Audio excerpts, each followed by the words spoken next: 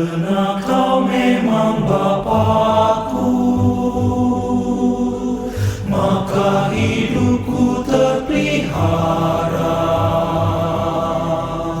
Lewati duka dan nestapa,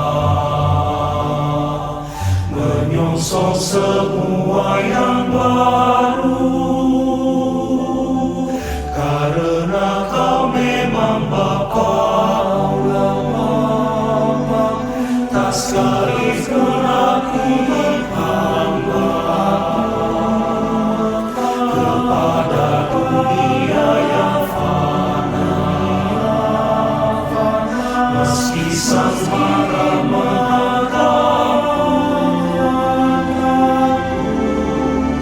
tak jarang ku gelisah. Cobaan menderaku bertumburan, dunia mencibirku. Mana Allahmu, di mana Bapa sang pelindungmu? Perlahan kian jelas sosokmu mendekati diriku. Ku bersorak keras sebaliknya, itu Bapa yang setia. Karena Kau memang Bapa, kasih sayang-Mu tak berhenti. Setia ajaran Kau besar, dan gelisah. Cobaan Kau membalas, Kau menjelaskan kudus karunia. Kau menghujam beras, dan tak mampu lagi kuangkat wajahku. Kau mengangkat kunci bagus tangisku. Tak lagi ku gentar, Kau menjagaku setia. Kau menjagaku setia. Engkau setia menjagaku ya Bapa. Tak jarang ku gelisah, cobaan menderaku bertumburan, dunia mencibirku. Mana Allahmu, di mana Bapa sang pelindungmu? Perlahan kian jelas bersama, Kau yang di balik kabut. Ku bersorak dan terhilang, Bapa yang setia.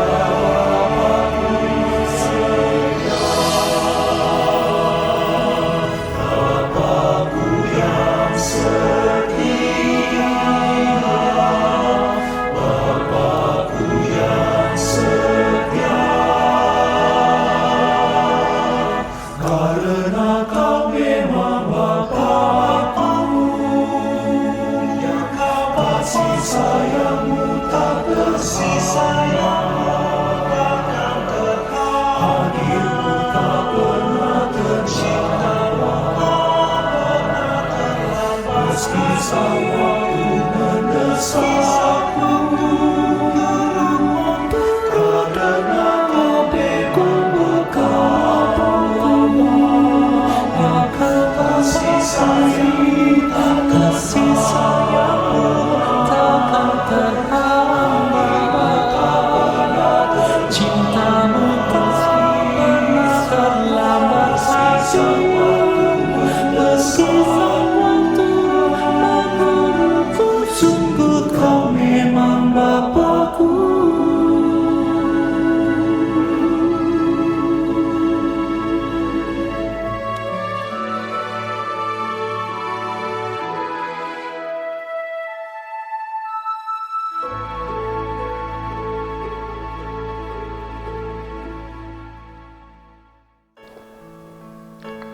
Bapak, Ibu, saudara-saudara yang dikasihi oleh Tuhan Yesus Kristus, selamat hari Minggu.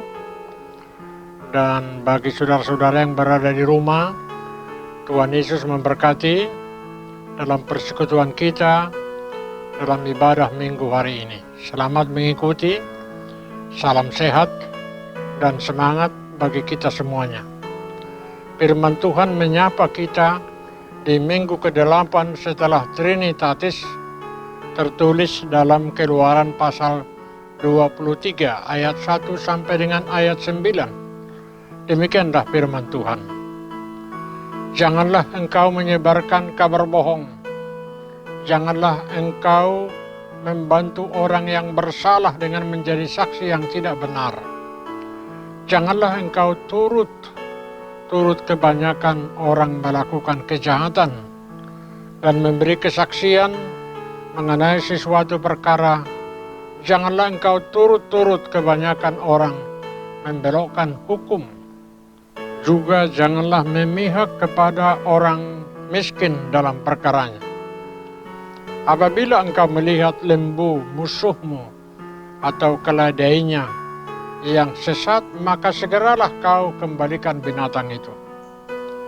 Apabila engkau melihat rebah keledai musuhmu karena berat bebannya, maka janganlah engkau enggan menolongnya. Haruslah engkau rela menolong dia dengan membongkar muatan keledainya. Janganlah engkau memperkosa hak orang miskin di antaramu dalam perkaranya. Haruslah kau jauhkan dirimu dari perkara dusta, orang yang tidak bersalah dan orang yang benar tidak boleh kau bunuh, sebab aku tidak akan membenarkan orang yang bersalah.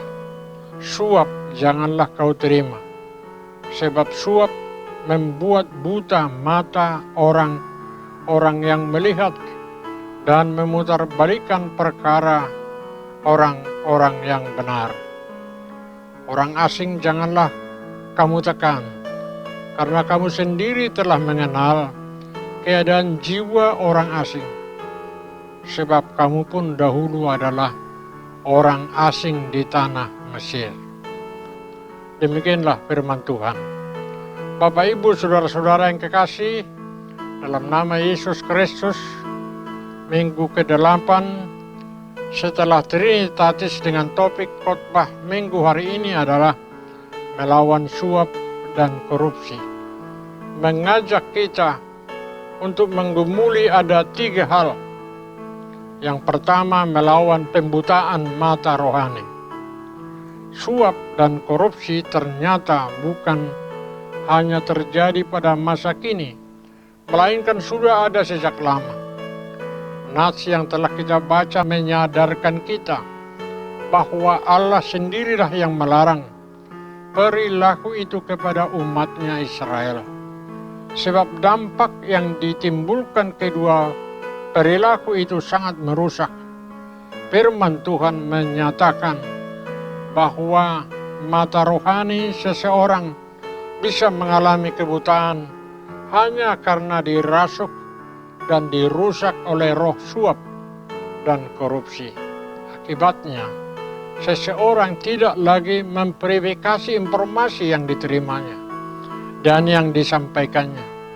Dia akan menerima bulat-bulat dan menyampaikan informasi tanpa cek and recheck hanya karena terjerat suap.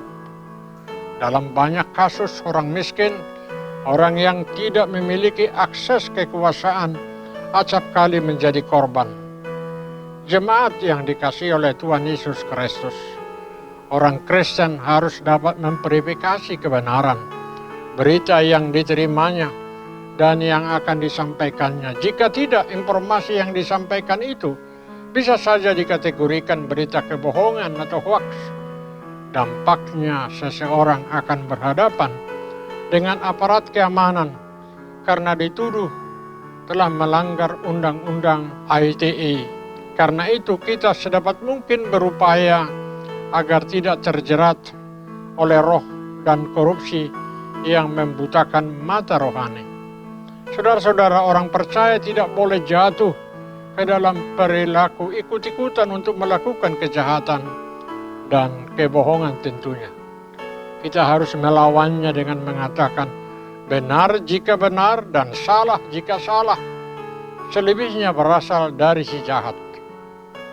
Alani ikut tag hagigi hoddo. Jalata paholang do dirita sian hata gap-gap.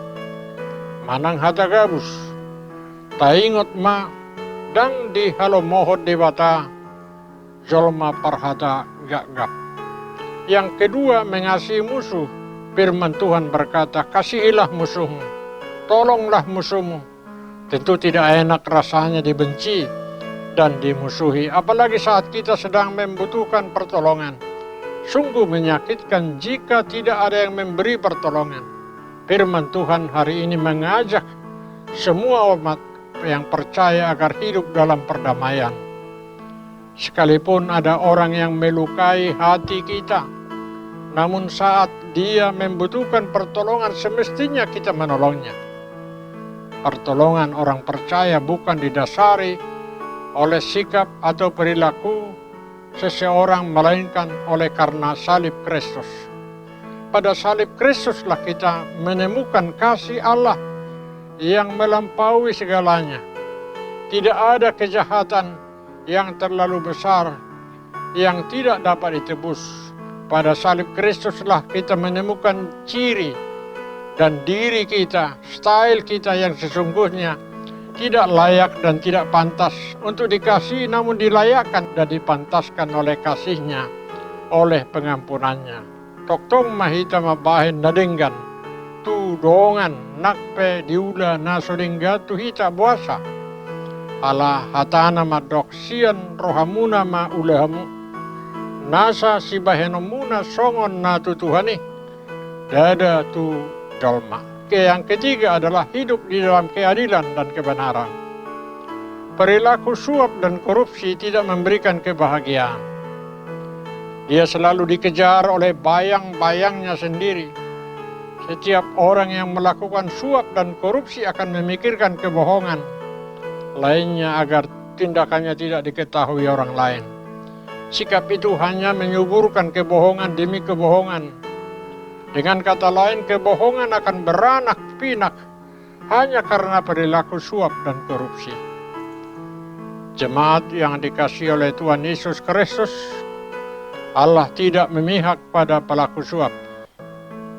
Allah juga tidak menerima suap ataupun korupsi. Karena itu perilaku tersebut dapat dihempang dan dihentikan dengan sikap hidup dalam keadilan dan kebenaran. Berjuang hidup dengan keadilan dan kebenaran memang tidak mudah untuk melakukannya. Sebab banyak korban yang berjatuhan hanya karena berjuang mempertahankan keadilan dan kebenaran. Akan tetapi setiap orang percaya harus mencoba menghidupinya. Kita menyaksikan banyak jemaat kita yang lulus ke jenjang pendidikan yang lebih tinggi tanpa suap dan korupsi. Kita juga bangga menyaksikan banyak anak-anak Tuhan yang lulus dan bekerja di instansi pemerintah maupun swasta tanpa suap dan korupsi. Kita juga bangga menyaksikan banyak anak-anak Tuhan yang mempertahankan imannya untuk tidak mencari keuntungan di tengah penderitaan orang lain di masa pandemi COVID-19 ini. Kita juga bangga mendengar dan menyaksikan anak-anak Tuhan yang naik jabatan tanpa suap dan korupsi. Alangkah indahnya kehidupan itu. Aka pangalaho si songoni, lau paduduhon identitas dot integritas ni halak Kristen. Naung makanguluho jojo ni Kristus, gabesira dot panodang ni Portibion. Unang mahita gabe sarobang dot Portibion. Ido hata ni tuhata. Alanita peo mahata ni tuhata di bagasar rohata. Asa marsangap ibana jarata duri ras ni roha. Dot pasu-pasu hita akan mangului ibana. Amin.